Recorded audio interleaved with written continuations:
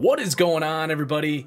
Welcome in to the reveal of the number 15 team in my 2022 NFL Power Rankings with a deep dive into the New Orleans Saints, a team that maybe 5 months ago, a lot of us were looking at this team saying, well, this time around, it's $95 million of cap deficit. Is it finally going to be time for this team to pay the piper a little bit, maybe fall off a little bit? And right on cue, in comes Mickey Loomis with his credit card, sprinkles a little bit of pixie dust on that thing, and bam, we're right back here with the New Orleans Saints in the top half of my power rankings with a loaded roster, honestly, and a team that I firmly believe is going to be right in the playoff picture in the NFC yet again this year.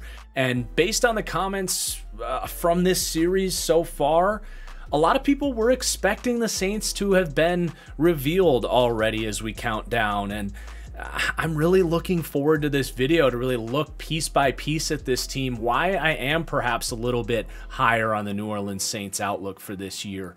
But before we dive in here, I do want to ask you guys, please do take a moment to hit that like button down below. Really helps me out. It's a free and easy way to support this channel, to support this series in a meaningful way, so I really appreciate it. Also, if you enjoy, do make sure you subscribe, turn on notifications so you don't miss any of these deep dives as we lead up to the number one team in these rankings. But let's go ahead and get started and take a look at this team's offseason. As I mentioned, $95 million of cap deficit coming in, and you would not expect an offseason like this based on those numbers. This has really been a meme now for a while. For a while I was like, kind of hated the Saints for it, but at this point, like, everyone has now followed suit. I think the Saints are still the most extreme example of this, but they really were ahead of the game, and everybody is like doing what they're doing with void years and restructures and you name it to really manage and manipulate the cap in amazing ways, to the point where now when teams hire general managers, a large part of their audition, if you will, is how well are they going to be able to manage the cap? Can you do what Mickey Loomis does? Like, I, at this point, have so much respect for these guys, whereas years ago, they really just pissed me off, and I looked at it as cheating. But, man, it's hard not to look at this offseason. That's an impressive haul, knowing that they came into the spring with a $95 million cap deficit. I shit you not. So, an amazing offseason for these guys. The Saints continue to be a masterclass front office. Now, that's not to say it wasn't without any losses. Of course, Sean Payton is going to retire here. Easily a top 5 head coach in the league, probably more. And that's not going to be easy to replace. We're going to dive into this staff here after we recap this offseason here and really talk about what this is going to mean for this team. But obviously, that's a major loss, losing Sean Payton. As far as the roster goes, they do let Teron Armstead go. I think they could have afforded him. It's not like he got that much money or that they didn't have money to pay other players, obviously, looking at that list of key additions. But, you know, they felt like Trevor Penning was a really good candidate for them in the draft. They traded a future first-round pick to go get him, essentially. Yeah, they were sick of his injury issues, where he only played 468 snaps for them. So it's a huge name to lose. Miami's stoked to have him, but I honestly don't think the Saints are going to be that upset to see him out the door. When he's out there, it's a major downgrade, but that's a pretty big if. They do let Quan Alexander go. Their linebacker room is really good, as we'll see later. And then the safety room getting massively overhauled here, as Marcus Williams is going to go to Baltimore. He's a star. Malcolm Jenkins, who was clearly regressing, getting up there in age, was a bit of a problem for them in coverage last year, but did play 1,000+ snaps last year. He retires.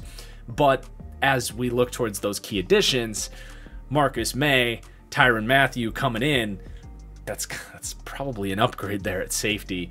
I hope you guys enjoy that I'm splitting it up now into more key departures and like more noteworthy stuff that maybe isn't quite as big of a deal, just to really emphasize what truly matters and what's just a little bit, you know, kind of keep an eye on type of stuff. But Some more noteworthy departures, really not a whole lot, honestly. Christian Ringo played good rotational snaps for them, but they're letting him go. And then Alvin Kamara is going to be suspended here, which is certainly noteworthy. He's going to miss, looks like, about 6 games. So they're going to have to deal with that early on. But, man, the key additions here, it's again, really impressive. They're going to be promoting internally across the board here. Dennis Allen's going to step up as head coach, going from defensive coordinator to head coach. Ryan Nielsen, Chris Richard were on the roster last year. They're technically the defensive coordinators now, even though it is Dennis Allen's defense. I do list Jameis Winston, getting him back from injury. Got hurt, I believe it was week 7 last year. And then Michael Thomas, in theory, should be back this year. We'll talk about his projections for this year. Then they get Chris Olave in the first round. They signed Jarvis Landry. So a wide receiver room that was one of the worst in the league last year, massively overhauled. We mentioned Trevor Penning, a first-round pick. They have big expectations for him to step in at left tackle. They do get their first-round pick from last year back from injury as well. Peyton Turner only played about 5 snaps for this team, so hoping year 2 can provide nice things for him. We mentioned the safeties, Marcus May, Tyrann Mathieu, huge signings there. And hell, they even get their kicker back from injuries. So that's huge. And then noteworthy additions on top of that, they signed Kentavious Street from the 49ers, who had a nice little rotational role as a third down rusher. And Alontae Taylor, a second-round pick at cornerback. So a major offseason for a team that was 9-8 last year. A good start there. But let's talk a little bit more about the coach and scheme here and what these losses, or the loss rather, of Sean Payton is going to mean for this team. And that is significant, right? But I really do believe that they're mostly not going to miss a beat. I think people are quick to forget that Pete Carmichael has been the quote-unquote offensive coordinator here since 2009. And he was even under Sean Payton for 3 years before that. He has almost 20 consecutive years of being right next to Sean Payton. So the scheme's not going to change. The play calling likely not going to change that much. Now, he needs to prove that he can take over the offense. But he has everything in his tool belt to do what Sean Payton did. Now, no one's going to be quite Sean Payton, but we're talking about replacing a top 3 offensive coordinator in the league. So I think Pete Carmichael can replace, let's just say, 90% of the offensive prowess of this offensive coaching staff. So not terribly worried about that, especially when you have a candidate in-house in Dennis Allen to step up as your head coach. And Dennis Allen, to me, is really cemented himself as one of the premium defensive minds in this league. Blown away rewatching this team, the creativity that he does both on the front and back end, whether it's stunting up pressures, creating unblocked rushers to the quarterback and confusing offensive linemen. He can help his pass rush, and he'll also help on the back end immensely with really creative trap coverages that it's really hard to coach these up. It requires really finely tuned rule sets for when to pass guys off, when to come down, when to drop, and they do it so freaking well here in New Orleans. I genuinely believe this is one of the best coached defenses in the entire league. I rank them 3rd, and you get to just promote that guy to head coach. He needs to prove that he can keep that attention to detail in his play calling and in the coaching as the head coach. I only rank him 19th as a head coach, as a unproven head coach. He did have a short stint as the head coach for the Raiders back in, 2013. Lasted about 3 years, didn't entirely work out for him, but ever since he came back to New Orleans, it's been remarkably impressive. So big fan of him, and he's got really nice assistants as well, as you're going to have Ryan Nielsen, who's been under Dennis Allen for about the last 4 years here. He's been a D-line coach. He's a stud. And then Chris Richard is kind of a big name in the industry. He was a big name as a part of that Legion of Boom defense. Now, he wasn't quite as good as like Gus Bradley and Dan Quinn, but he was kind of next in line after Dan Quinn. And I will say the league kind of caught up to the cover 3, and he lost out on his opportunity to be that head coach promotion from the Legion of Boom. But anyway, he's a big name around the league, and he's going to provide some nice veteran presence in this staff in general. So while you're losing Sean Payton, this is still a really freaking good staff. It's really going to be pretty status quo too, because these guys have all been here. They all know what Sean Payton liked and what he wanted to do, and hell, Payton might come back halfway through the year. That retirement was pretty Tom Brady-esque, if you ask me. So not terribly worried. It is a drop-off. They would rank probably 3rd or 4th at head coach, and like top 3 for the offensive rankings for coaching if it was Sean Payton. So it is reflected here for sure, but I don't think this is going to be a staff that really sucks either. So potentially people sleeping on this staff. As far as what the scheme is going to look like here, offensively, it's not going to change, as I mentioned. And it's tough to kind of pinpoint what the Saints scheme is. They're so adaptable, maybe more than anybody in the league. They've had all these different quarterbacks. They fine-tune their passing game to what their quarterbacks do well. From a run game perspective, they're about 50-50 as far as zone versus gap running. So it's going to be a little bit of everything. It's that Sean Payton modern pro spread offense that, again, is not changing here. Defensively, love Dennis Allen's scheme. I mentioned a little bit of it earlier with those 4-3 fronts that are really good at stunting up pressures and just immaculate cover 1 shells on the back end that are also paired with trap coverages that just screw up veteran quarterbacks. So you think you've got cover 1, you think you've got a crosser that's going to peel open, you think that whip route or whatever is going to exploit cover 1 man coverage, and all of a sudden you've got a linebacker is going to abandon his assignment, drop into the second level to defend a levels concept, and a buzz safety or a hook curl linebacker is going to be protecting that, that pass off receiver. And it's even difficult to explain for me, but I'm showing you some clips of kind of how this stuff works. It's so creative. It's impossible to game plan against when they're on. And I'm telling you, this defense, as we will look at later, is going to be incredible this season. So going to be a fun year to, I guess, see these coaches step up and answer the call with Sean Payton leaving. And I think they're well equipped to do so, clearly. I think highly of these guys. But let's now get into the roster portion of the deep dive. We're going to break down the offense. We're going to break down the defense after that. We're going to rank each position group, how they stack up against the rest of the league. And with the offense, let's start where they're going to rank 20th for passing game and 11th for run game. And at quarterback, they come in 22nd with Jameis Winston. And Jameis is the ultimate wild card here. He really is. This could go in so many different directions. He's former first-round pick. He's a guy that's known for his erratic play style as a quarterback. It's really what it comes down to. It's what ended up ultimately costing him his job in Tampa Bay. It's what led to them deciding after a 30-touchdown but 30-interception season that, this isn't a style of quarterback that we can win with. We can't basically go into every game holding our breath that Jameis isn't going to lose us the game. Granted, he'll have weeks where he wins us the game, but it's just not a reliable way to win, and Tampa was right to move on from him. They went and won the frickin' Super Bowl next year.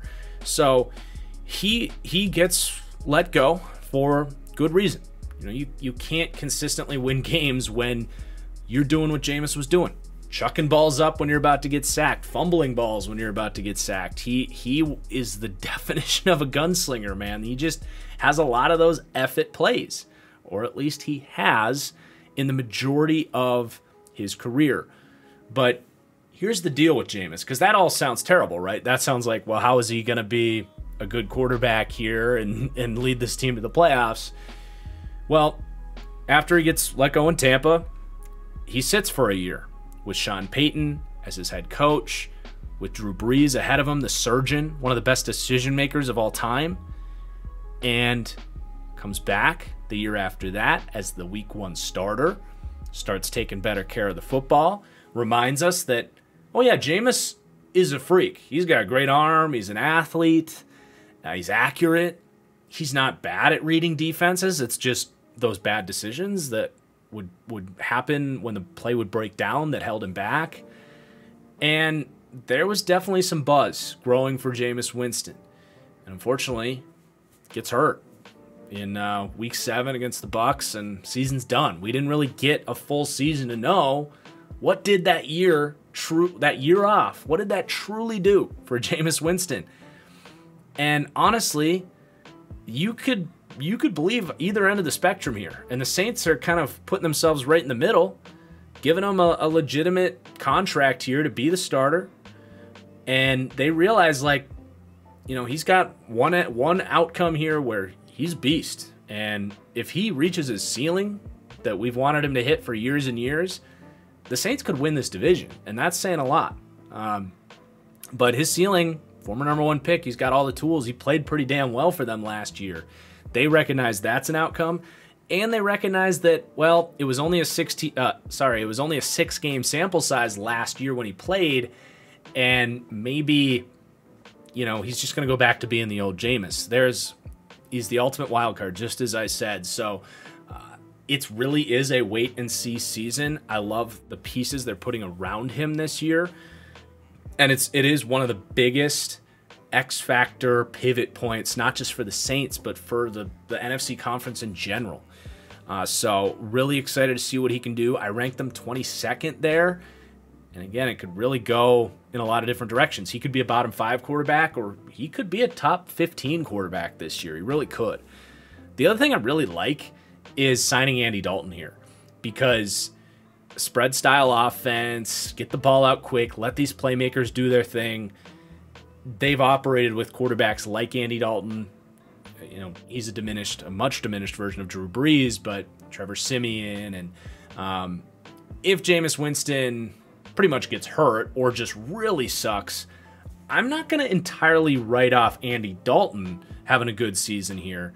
His confidence is completely shattered. He's been behind horrible offensive lines for so long now that I think he forgot how to hang in the pocket and read defenses. So this is the best situation he's been in a long time. He's up there in age. We're not counting on Dalton ever be a starter again, but as a backup, I do think you got to keep an eye on him if he gets in there to maybe bounce back and be better than he's been in a couple of years here. So it's not a horrible quarterback room. It really isn't. I think a lot of people look at this group and say it's all doom and gloom and they can't win. I mean, dude, they went 9-8 last year and had Trevor Siemian and Ian Book starting games and Taysom Hill. Like, this is a much better quarterback room than they had last year. There's no doubt about it. So 22nd at quarterback, and then with the wide receiver room, kind of in the middle here, ranking 18th, and just a lot of question marks with this group. You have Michael Thomas still on the PUP list. Is he even going to play? Like, that's a question mark. Chris Olave, what's his impact as a rookie going to be? And then Alvin Kamara, how long is that suspension really going to be? We don't fully know yet. The expectation is it's going to be 6 games, and that's what I'm accounting for here in this deep dive. But in theory, this could be a top 10 group of weapons and beyond. It's a really nice looking unit on paper. And that starts, of course, with Michael Thomas, your wide receiver 1 here. Slant boy, as he's known as. He does more than that. He runs deep digs and crossing routes, among some other things. He works the sideline well. It's not just slant boy, but he is someone that really benefited from Drew Brees and his playing style and his accuracy and his trust of Michael Thomas. I don't think Michael Thomas, after not playing for a year and coming back without Drew Brees, is really going to get back to being a top 10 wide receiver even in today's landscape. It could happen. I'm just not expecting it. I do still think he's a true number 1 wide receiver. I think he's a monster.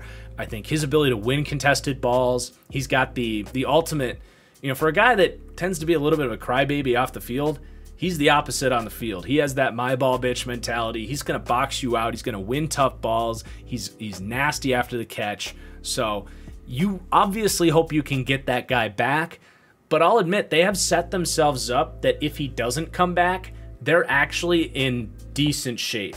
Like, obviously you'd rather have him, but I think it would, man, I don't know how I want to word this. It would probably lower them in the power rankings, like maybe behind the Titans, but not much further than that. Like, I'm not fully banking on Michael Thomas being there when I rank them here. I'll just say that, I suppose.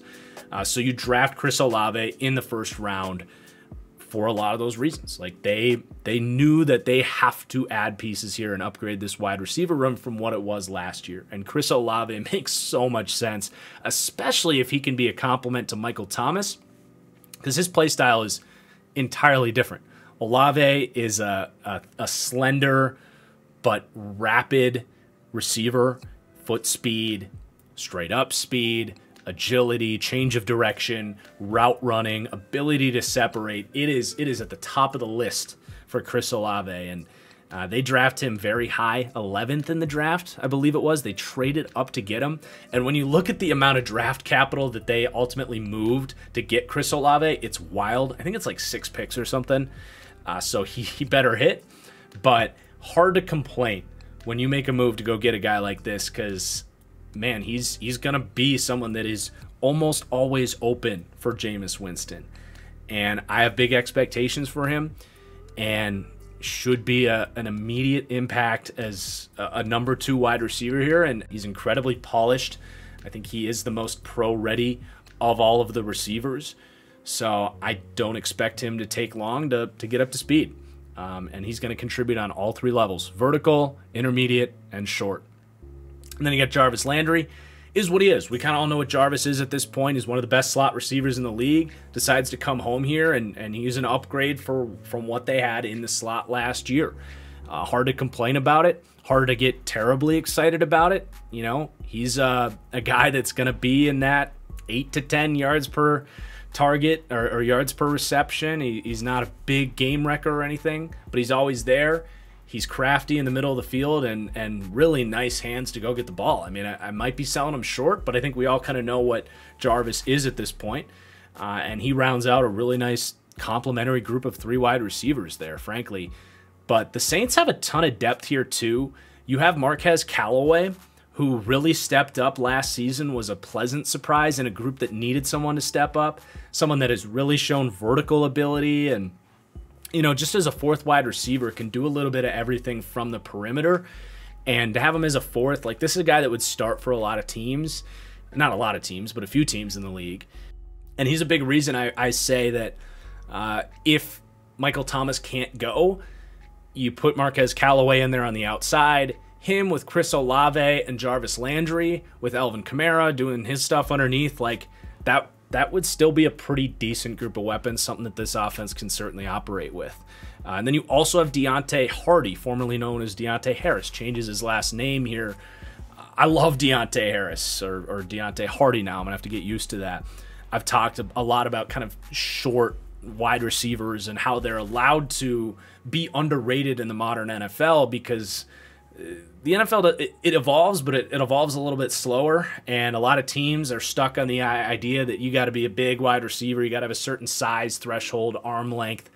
Well, the rules have changed, right? You can't press these guys down the field, you can't hit them after the catch, you can barely touch these wide receivers, and as quarterbacks are getting smarter and more accurate, you can really utilize a guy like Deontay Hardy, and the Saints did. They tapped into him.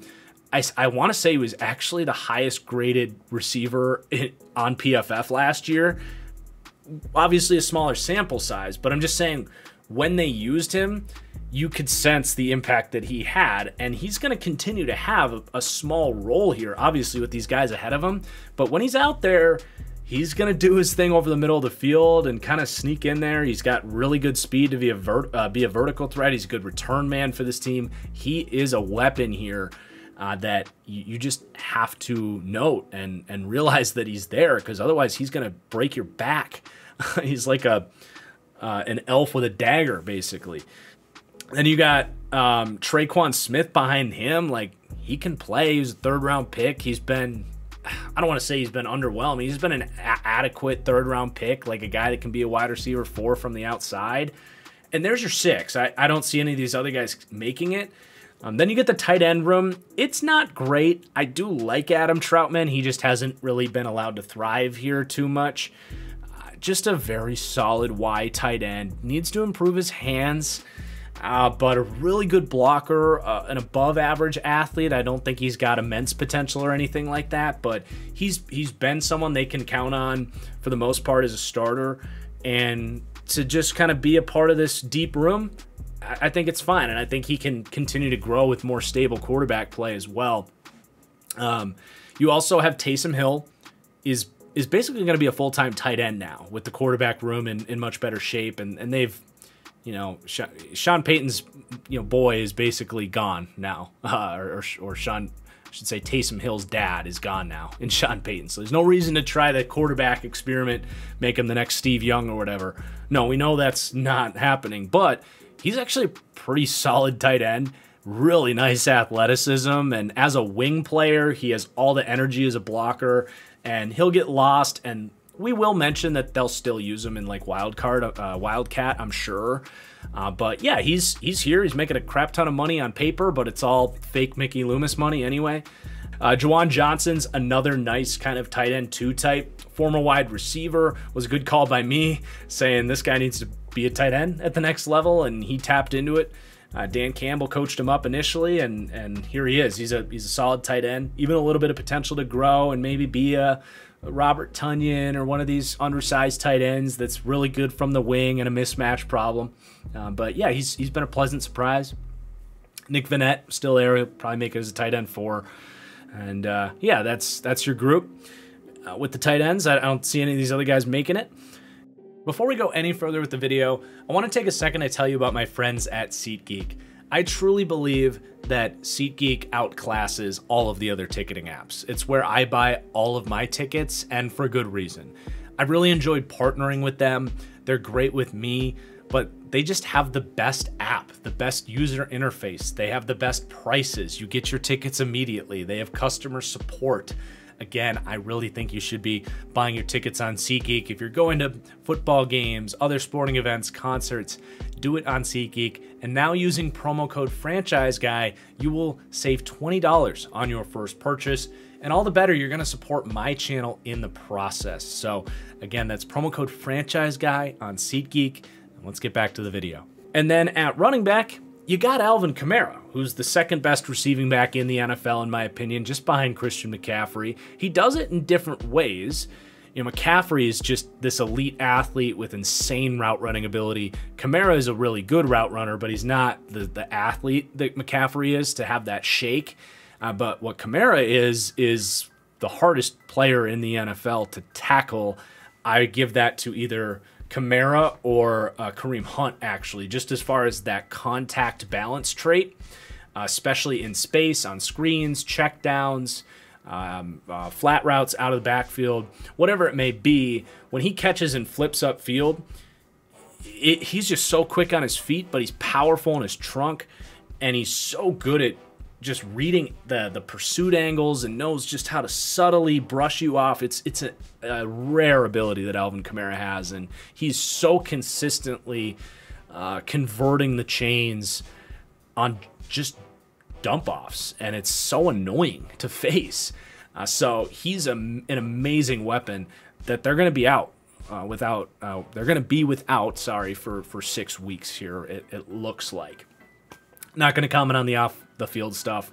Obviously, be a good person. That's annoying that happened.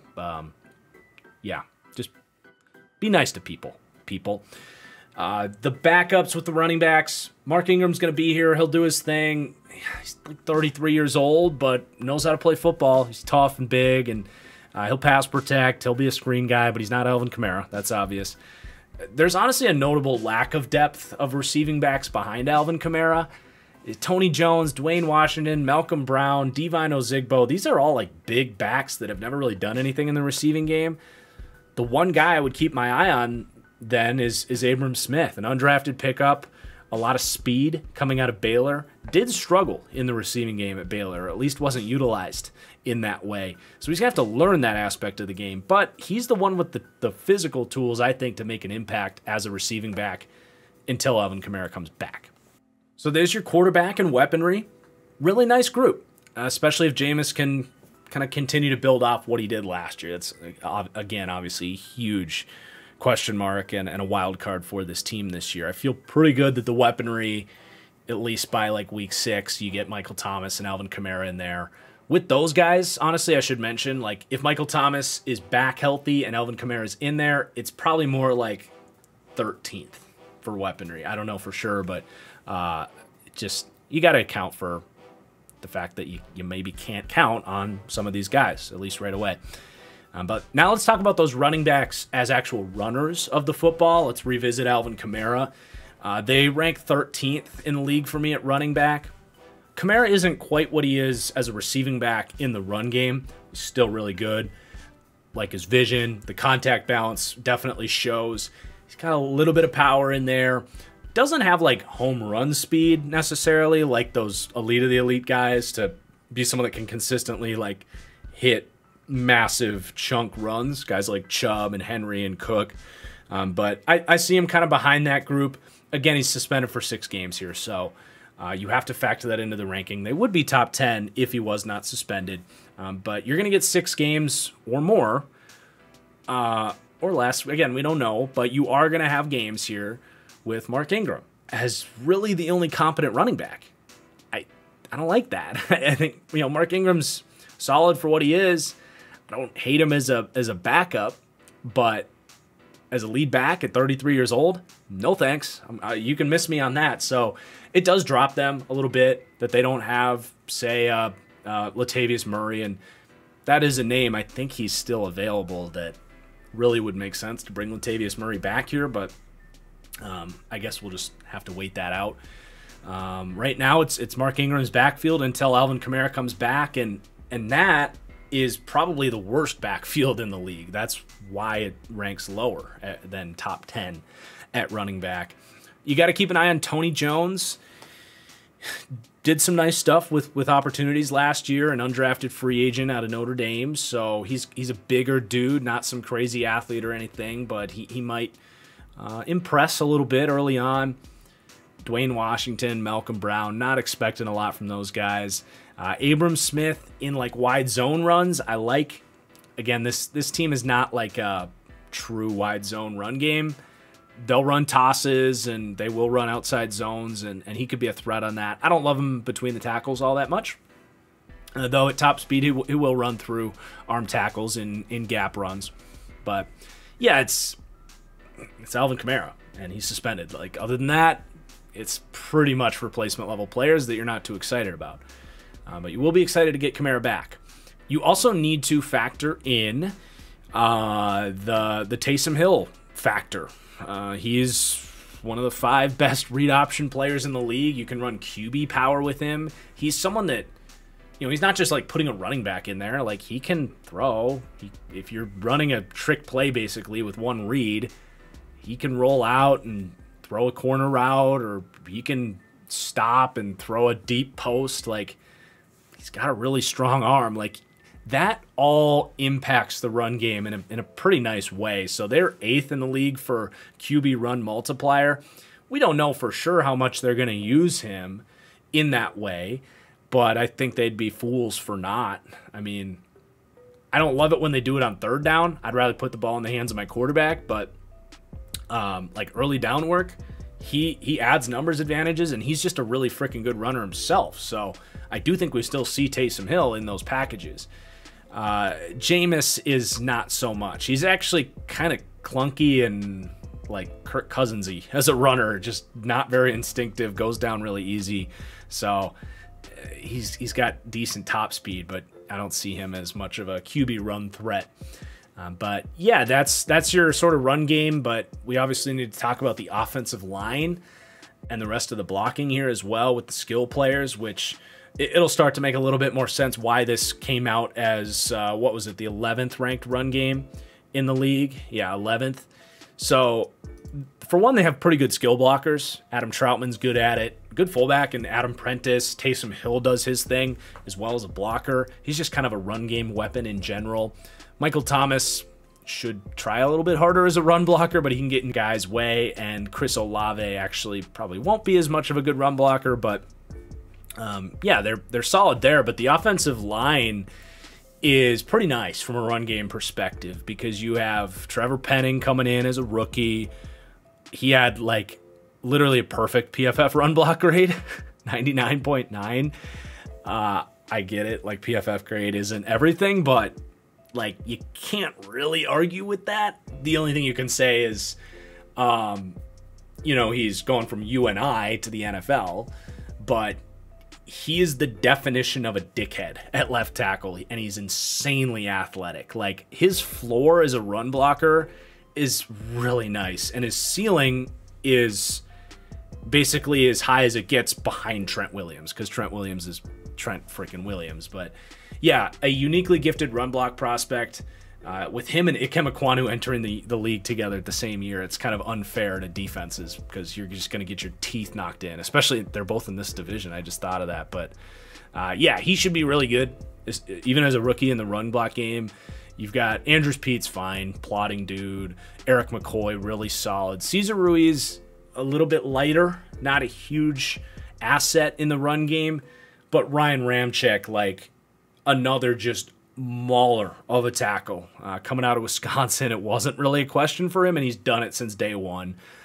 Just the ability for him to fire off the ball, get leverage, the effort, the mentality, it's all there. So, again, 11th for run blocking. But some more questions when you talk about the offensive line in pass protection. They rank 17th because you have some really good players here. You have Ryan Ramczyk, who is just a rock at right tackle. He's in the top 3 of pass protectors at right tackle for sure. You got Eric McCoy in the middle there, just sturdy, reliable center, now entering year 4, so you feel really good about what you have there. And Pete is like, you know what you're getting there, at least. He's a veteran that's like been remarkably overrated over the years. I can't exactly explain why he got paid what he did, or why he's made Pro Bowls, or why he's been the starter for as long as he did. A guy that is, I think, playing out of position and has been for a long time. He's 6'7", so these defensive tackles get under his pads, and he's kind of clunky as an athlete, so he struggles with quickness as well. I'm not a big Andrews Pete guy, but you do know what you're getting, and I would just say replacement level play at guard. There are teams that will be doing worse at left guard than Andrews Pete.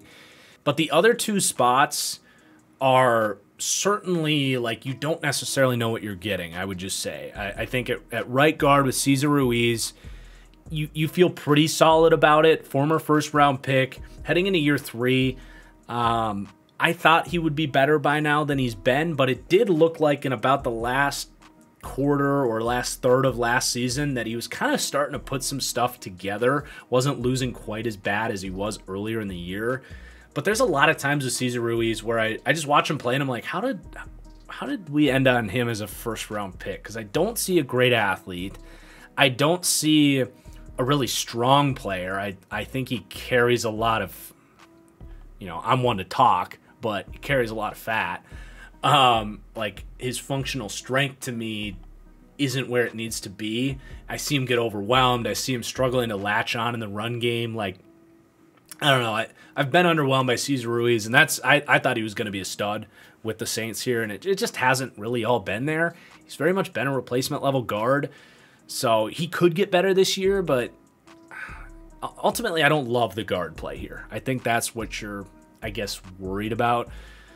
And then at left tackle, you've got a rookie and Trevor Penning starting, coming from UNI, and someone whose pass protection technique was a little bit all over the map, honestly. I think he can really expose his chest and let power in and just get driven back and have some pretty ugly losses against lengthier power rushers.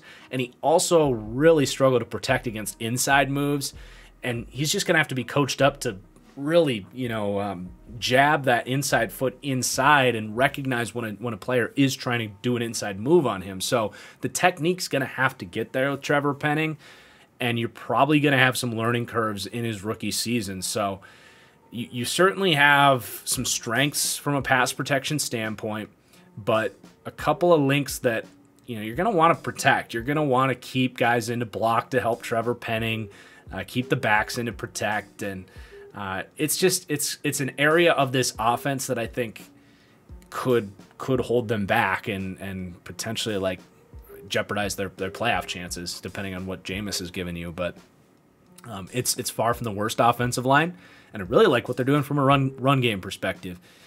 But let's talk about the depth. James Hurst, it's so nice to have him because he's been a borderline rock at left tackle. He's been the guy that, like, when Teron Armstead goes down, you plug in James Hurst, no problem. He's been, like, really solid there. He's not a great athlete, and, like, the really nice the really nice athletes will get him, but there's a chance that they just start James Hurst until Trevor Penning's ready, and I think that would actually be... It's not just possible that they do that, but that's an upgrade to this unit because your weakest link is now your third strongest link, according to my ratings there for pass protection. So Hurst isn't just depth. He's a potential starter there that you feel really good about. Landon Young, kind of liked his pass pro technique coming out of Kentucky. He could continue to kind of ascend here and surprise, but he's a fourth tackle for you that'll make this team. And then on the inside, Calvin Throckmorton played 1 million games for this team last year and sucked, but that experience is nice to have off the bench. And he's just a horrible athlete, but kind of knows what he's doing, I suppose. Nick Martin gets brought in here. Nice little signing. Eric McCoy, who missed some time last year, is good backup for him. He's someone that I think can be a bit of a pass protection piece to plug in there. And yeah, just nice depth to have there. And Forrest Lamp is here too, a second-round pick, a guy that pretty much everybody unanimously loved, and he's been a bust. But we know the talent's somewhere in there with Forrest Lamp, and hey, maybe he figures it out here in New Orleans. But it's definitely a deep offensive line and a group that I mostly like, except for some of the question marks in pass protection that they're going to be exposing themselves to. So 17th for pass pro and 11th for run blocking. Overall, this is going to give you the 19th ranked offense. So it's going to be a bit of a, I think, week-to-week experience with the Saints, and certainly going to have some high volatility, not just because Jameis is your quarterback who invites that volatility, but you got the suspension with Kamara. You've got some question marks on the O-line that in certain matchups might really jeopardize your game plan. So it makes sense that they're kind of in this middle quadrant of offense because you're going to have some really nice weeks. You're going to have some weeks where they probably will lose this team some games. But in the weeks that offense doesn't show up, I will tell you something, man. This defense is going to be fun as hell. They're going to rank as the second ranked defense in the league for me, ranking second in both pass defense and run defense. I'm in love with this group. It's not just Dennis Allen's coaching, but this roster's special. So let's take a look, starting with the pass defense. The pass rush is the one thing that's not like popping me in the face like, wow, that's amazing, but it's still pretty freaking good, ranking close to the middle of the league. You've got a really nice edge tandem, but a couple of guys that I'm not going to say are question marks, but you don't know exactly what you're getting from them. Excuse me. Marcus Davenport still on the PUP list, a guy that has struggled with a ton of injuries in his career. I think he just got a finger amputated or something. I saw that like when I was figuring out what was going on with him. I don't know exactly where he's at. They got 11 games from him last year. So like he's an injury risk. You have to account that in. But other than that, I think he's like a breakout candidate. His explosiveness is absurd. He reminds me so much of Rashawn Gary, actually, with just that power rush profile. His juice off the ball is just, you can't handle it. And he has some of the more dominant pass rush wins that you'll see. And if they get a full season of Marcus Davenport, I really would not be surprised if he enters sort of that like top 10 pass rush conversation, and he's in a contract year. Like he could have it. He is a guy with the type of physical profile where if he stays healthy and has a big year here and this team makes the playoffs because he's a dominant pass rusher, you're looking at a guy that's going to get that $25+ million contract. And remember, they traded an extra first round pick to move up and get him. So I'm not going to say they need him to stay healthy and become that player because they have a lot of pieces around him, but they really are hoping that can happen. And I thought what he showed on tape last year was a continued evolution of his abilities. So I really like Marcus Davenport. I'm going to consider him a breakout candidate, but the health stuff is a question mark. You got Cameron Jordan, who's kind of also a question in that he's descending. His pressure numbers have gone down every year. His grading profile's gone down every year. But, man, this guy still shows up. He's still, to me, a star pass rusher. I think he's kind of floating around the 10th best edge player in the league. And what's really nice about Cameron Jordan is he can provide inside flexibility. So I'm only listing like the starting 4 right now with Shai Tuttle there. But if some of these other question marks with the depth in their edge group can step up, guys like Peyton Turner, who they spent a first-round pick on last year, or even, say, Carl Granderson, who I think has shown really nice flashes. He's a guy that was kind of like a really highly regarded athlete coming out of Wyoming, a productive player who I believe had off-field stuff that caused him to go undrafted, but he shows the juice and the flashes. So let's say Granderson or Turner, or maybe both, take big leaps this year, which I certainly don't think is out of the question. You can move Cam Jordan inside even more and rush those other guys off the edge. Or inversely, Peyton Turner is a big guy himself. You can put Turner in for Tuttle, who doesn't really have a pass rush profile, and you're going to up that pass rush ability. So they have some flexibility there, and Cam Jordan's size at like 290 pounds buys them that. But yeah, either way, really nice edge duo there. You might be saying, well, that all sounds pretty freaking good. How are they only 19th? Well, the thing is, like, Shai Tuttle, no pass rush profile at all. And even if they are going to do some of that rotational stuff with Jordan and Turner, maybe even like Passignon or Kentavious Street, like, they will have more effective third down rushers in there than Shai Tuttle. But it's not like they weren't doing that stuff last year. And Shai Tuttle still was 4th in the team in pass rush snaps because he is such a good run defender that we'll see later. You still got to have him out there for what ultimately end up being pass rush downs. So this is a guy that had 7 pressures last year on 270 or so pass rush snaps. He just does not have the physical profile to do it. So it is a knock, even though they do other stuff as well to work around it. You do, however, have David Onyemata next to him, who I do think is probably one of the more unsung, underrated players in the league. I do consider him a true number 1 defensive tackle. He's not a top 10 guy or anything crazy, but this is a dude with a really consistent, a very consistent productivity due to his physical profile. It's pretty good. He's strong. He plays low to the earth. He's quick. He has all of the physical tools to consistently rush the passer, and he's got a really nice skill set. He has pass rush moves. He's good at landing his hands, and he just kind of has it all. So he's an unsung hero and is an impact for this pass rush. So ultimately, this is a group that I certainly I'm not like worried about. I think it's going to be a pretty dang solid pass rush here. You just have some question marks in there, whether it's Davenport's health, how much is Cam Jordan's fall off going to be at 33, 34 years old, and how much can you basically get Shai Tuttle off the field in situations that you think they're going to pass. I will revisit the depth, though, and say, like, I feel pretty good about this group of depth, at least raising the floor to the point that you're always going to have, like, pretty decent pass rush here. I already mentioned Peyton Turner and Carl Granderson, 2 guys with a ton of upside just in their physical profile. I think both in their own right have shown promise and reason to believe that they can provide not just good depth, but a brighter future as Jordan does get older here. You have Tano Passignon, who I didn't really mention. They see more as like an early down kind of flex run defender, but he can do some stuff, really long arms and get off, so it doesn't suck necessarily. Taco Charlton, a former first-round pick himself, so pretty wild depth on the edge. They run 6 deep of guys that can at least function as pass rushers. And then on the inside, they, I think, have some more flexibility than they had last year to protect the Shy Tuttle issue, if you will. They signed Contavious Street, who is miserable in run defense, but does have the tools to rush from 3 technique, and I think they will mix him in there.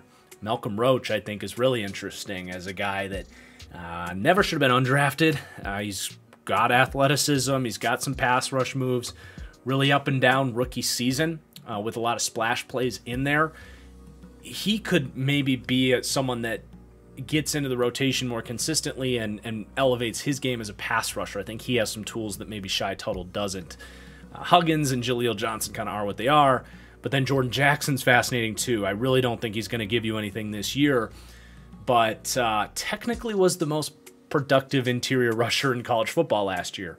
Did it at Air Force, did it as a partial edge, but a guy that has some ability to stunt inside and really good athleticism, and is going to have to beef up and learn how to play NFL defensive tackle, but was a fascinating kind of why not pick late in the draft. So a lot of just different names, a lot of guys that are going to move in and out here, and it's almost never going to be a bad pass rush with some different athletic profiles and a really good coaching staff that'll scheme these guys up. Then your linebacker coverage, they actually rank 6th there. I do think Demario Davis is trending down and Pete Werner is trending up, so that could have some volatility to it, but Demario Davis is still really good in coverage. He's one of the smartest linebackers in the league. He is 250 pounds, but in his prime, this is a dude that had legit 4.5 speed. So even if he's slowed down a little bit, he is a little bit tighter with how big he is. But the long speed's there. He can pick up crossing routes and be a very good coverage player, even at his size. He's one of the only linebackers in the league capable of doing that. So yes, he's up there in age. He hasn't been quite the impact he was as a cover player as he was maybe 2 years ago. Maybe not a top 5 linebacker anymore, but I still love me some Demario Davis. And I think you're really optimistic by what we've seen from Pete Werner. They're willing to basically let Quan Alexander out the door here. Granted, they couldn't fully afford him probably, but Pete Werner has basically been rotating in and out here and has shown a ton of good flashes. More as a run defender than as a cover guy, but I do think he's someone that can kind of be groomed to be the Demario Davis replacement here. And as he starts to process route combinations quicker, speed up his trigger on certain pass concepts, and really just adapt as a full-on cover linebacker that, you know, it's a big ask in the NFL. I do think he has mostly the physical ability to handle it. He's not Roquan Smith or anything, but I do think he's going to have his best tape, I guess, as a cover player this year. I'm certainly not worried about it. He's really been an impressive guy as a second-round pick for this team. Maybe some learning curves there, but it's a nice linebacker room. Again, ranking 6th for coverage. The depth is less fascinating. Zach Bond, hard to know what you're going to get from him at this point. Was an uber athletic kind of hybrid linebacker convert. Still want to see him go somewhere where he can be that Belichick outside backer, maybe get back to rushing the passer a little bit more. He's just not a guy with a lot of experience playing off the ball. So he's still here. Maybe he can continue to learn and impress as a maybe heavy package linebacker, play on the ball a little bit as a Sam, but probably not much there from a cover perspective in Zach Bond. Caden Ellis kind of in that same profile, just less athletic. DeMarco Jackson was a fun watch, really fast trigger, likes to kind of have that aggressive mentality and a go-get-it mentality, can get him in trouble at times in coverage. Much better moving forward than he is backwards, so I like him as a 5th-round pick, as a special teamer and a kind of third linebacker, but Probably never going to be a starter there. We'll see.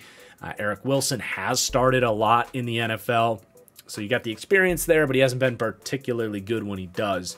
You got Andrew Dowell and Nefi Sewell, who's a really instinctive run defender, but not so much in coverage. So the depth is lacking from a coverage perspective. You want these guys to be able to stay healthy. But behind those guys, it's time to reveal the #1 secondary in the NFL, in my opinion. I am just gushing about this group. It's going to be so fun to watch these guys. There's no team in the league that can go six DBs out there, and there's not a single player that you can find a matchup problem on. I mean, you've got 4 legit corners that can run man-to-man coverage and 2 safeties with flexible skill sets. And they're coached by Dennis Allen. This is going to be such a dominant secondary. It's going to be an underrated secondary. When I see people ranking the Saints in the 20s, I'm like, do you realize the impact that this secondary with Dennis Allen calling defensive plays is going to have for this team? It's going to be a really freaking tough group to pass against. So let's run through them. You've got Marshawn Lattimore, one of the premium corners on the outside, had a really underrated season last year. I don't want to say he bounced back, but just one of his better years since his rookie year. He's been a monster since he came into the league. One of the better true press man corners in the league with the technique, the size, the speed, the length, you name it. The toughness, he's got it all. Plug him in. Alpha corner, #1. Follow around the #1 wide receiver. Check. You have, to me, 2 good perimeter corners to complement that. Both pretty comparable. Bradley Roby, been doing it for a long time. He's a good #2 corner. Had some hiccups in there, but has really settled back in here for the Saints. Definition of a #2 corner. Really nice man cover corner.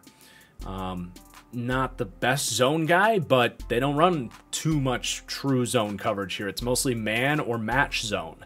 Then Paulson Adebo, who was one of my just straight up best, one of my favorite value picks of the entire draft. Someone that I thought was a first, second round prospect. Was a good draft call for me, man. He came in and was playing from day one, had some early hiccups, but his last 2 months were utterly impressive. I think they know for sure that he's going to overtake Bradley Roby as their #2 corner after this year. He might be their day 1 starter this year with Bradley Roby as the 4th corner, depending on how they feel about it. I think it could really go either way. I think the last 6 weeks of Paulson Adebo were a better corner than Bradley Roby. Do they feel confident that they're going to get that guy? We'll wait and see, but either way, I'm happy with it. There's not going to be a 3rd perimeter corner in the league who's a 4th corner on your roster that's better than Roby or Paulson Adebo. I firmly believe that. So not only do you have depth, but you've got ability to go to dime defense and just play matchup football and have your best cover guy on a matchup that plays well for him. But yeah, you're set at outside corner. In the slot, you've got Chauncey Gardner-Johnson, who's one of my favorite watches in the league, just a head-hunting former kind of safety slot corner hybrid. Never should have fallen to the round. Didn't he go in the 4th round? I had a true first-round grade on Chauncey Gardner-Johnson. Not the most polished cover player, definitely on the grabby side of things, but he's pretty damn effective. He's got the speed and really good against tight ends. So, like, now that you have Roby and Adebo for those dime packages, he's not going to have to deal with those quick route-running slot types that he might struggle with a little bit more. So, you've got the right matchups there. That's 4 deep at corner that you feel great about. And then you've got these safeties. Both Marcus May and Tyrann Mathieu have shown the ability to go free or strong. So it's not like last year where you've just got I love Marcus Williams, don't get me wrong. But you have even more flexibility now because both these guys are better man cover safeties than Marcus Williams. Williams is a better just true rangy free safety, but both these guys can do that really well, but they can also rotate up and down. In Tyrann Mathieu's case, for all of these buzz assignments that they're going to ask, like, he's one of the best just kind of free-ranging playmaking safeties in the league. And in this system, a lot of the times they've got a buzz safety coming down and they just say, go make a play. And that's the perfect system for Matthew. It's exactly what he did in Kansas City, but they're gonna be able to annoy the shit out of quarterbacks with the different rotations. And you can even, both Chauncey and Tyrann Mathieu are guys with corner and safety experience, so you can flirt around with that. Drop Chauncey Gardner-Johnson into a 2-shell or whatever. Dennis Allen's going to have a blast with this secondary. Again, to me, is the best secondary in the league. And it doesn't even stop there, dude. You draft Alontae Taylor in the 2nd round, who I had a 4th round grade on him, but I'm not really going to question these guys at that position. The other thing is, like, his upside is really high. This is a guy with, high-end speed, legit 4.3 guy, and a ball hawking type of playmaker that just really needs to improve his man coverage technique. He's not going to have to play in year 1 at all. And he could be a safety here down the road. Like, I think that maybe they look at P.J. Williams and what he does for their defense. Maybe down the road with, like, Tyrann Mathieu, Marcus maybe not long-term answers necessarily. There's not a clear path for him to be a corner for this team, but, just as a defensive back, he's got immense upside. That's probably it for the corners. I didn't mind DeMarcus Fields and Vincent Gray as undrafted pickups. I would probably just keep one of those 2 guys that looks good, and that'll be your 6. I haven't even really mentioned P.J. Williams all that much. P.J. Williams was a playmaker for this team last year, and he did a lot of safety, slot corner stuff, and he's a dime D-back, and, he's just a guy with a lot of experience. He's a playmaker, and with Tyrann Mathieu into the mix now, with Adebo more established, I don't think he plays too much. They didn't pay him a lot to bring him back, but he's just really nice depth. He can play slot corner if someone gets hurt. He can play safety if someone gets hurt. He'll play in different packages, but, I mean, it's just such a fun secondary, man. The safeties behind him are fine. Daniel Sorensen is not fine. He sucked last year. You can make a case he was the worst player in the NFL last year. We'll see if he even makes the team. I mean, he's played a million downs in the NFL, and he's familiar with a similar system here in New Orleans, but there's only so much that can do for you when you can't run. Justin Evans has been a starter in this league, more of a thumping downhill type. JT Gray has been a special teamer and someone that's, functioned when they've thrown him out there. Smoke Monday, a lot of great names coming into the league this year, but he's not a great player. I really wanted to like Smoke Monday, but no idea what he's doing in coverage. Probably going to have to stick on the practice squad and work his way up from there. But yeah, first ranked secondary in the league, and obviously a major emphasis there on why this defense is going to be so good. But dude, they rank 2nd for run defense too. Like, this is a really good run defense. All the things we said about the depth and pieces on this D-line, like, it definitely helps them up front. They actually rank 9th for D-line run defense. Davenport and Jordan, I think, is a top 3 run defending edge duo in the league. They're both just dominant, big-bodied dude with incredible play strength and effort. Speaks for itself. You hope those guys can be out there and be themselves. If not, you've got Peyton Turner coming back as a first-round pick. Big-bodied dude, should be able to defend the edge defend the run from the edge. Tano Passignon as a rotational early down dude, really good. He's been a bit of a flop, 2nd-round pick for the Chiefs. Never really developed that pass rush profile, but he's come on big time as a run defender. Got a nice contract here, and he's a huge asset for them on early downs. He really is. Carl Granderson can do some stuff. You got Taco Charlton. You're good to go on the edge, man. It's a really deep group there. Probably picks up the interior a little bit because you do have Onyemata and Shai Tuttle. Both guys are pretty damn close as run defenders. Similar size, strong dudes, ton of discipline, play strength. Buy into their role as an early down run defender. Both guys you feel good about, but they can't play every snap. So that's where you can't necessarily protect as much, Passignon, Turner, Jordan, they're not really early down 3 techniques. They're not going to be as effective against the run because they are lighter. So you're counting on Albert Huggins, Jaleel Johnson, Malcolm Roach to really step up there. Pretty lackluster depth there that I think it's not really going to hurt this team, but if you catch them with, you know, Huggins and Jaleel Johnson out there, I think you can run up the middle relatively easy on them. So I'm not shredding them for it, obviously. They still rank 9th, but it would be nice to have like a third guy that can come in and make an impact. I don't know if they have that or not.